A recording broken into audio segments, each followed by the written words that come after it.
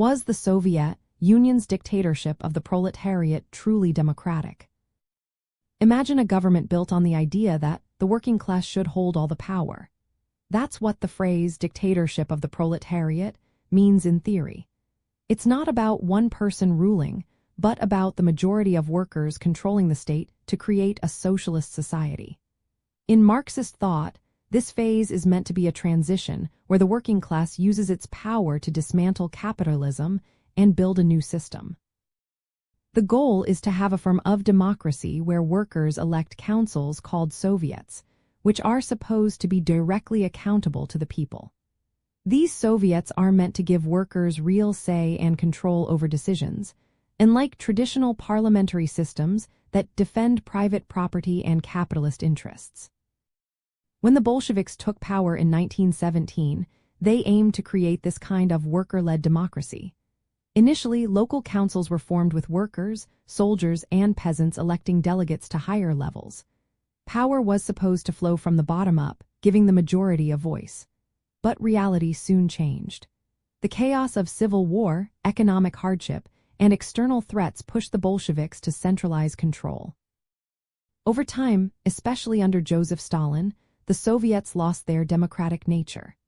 Leaders in the Communist Party gained more power, and the system shifted away from direct worker control. Delegates became less recallable, and decision-making was concentrated in the hands of a few party leaders.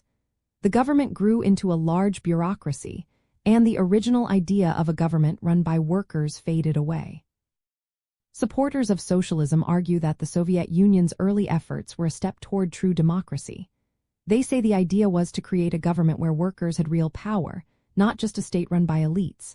The theory was that by overthrowing the capitalist class, the majority would gain more rights and influence.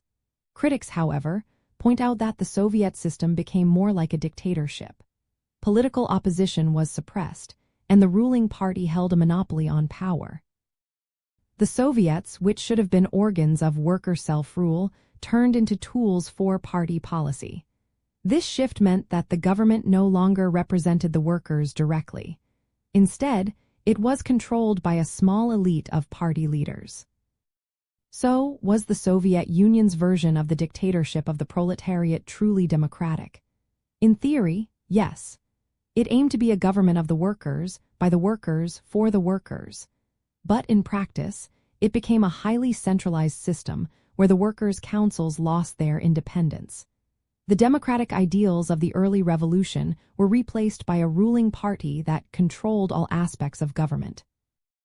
This disconnect between the original idea and what happened in reality is a key lesson in socialist history.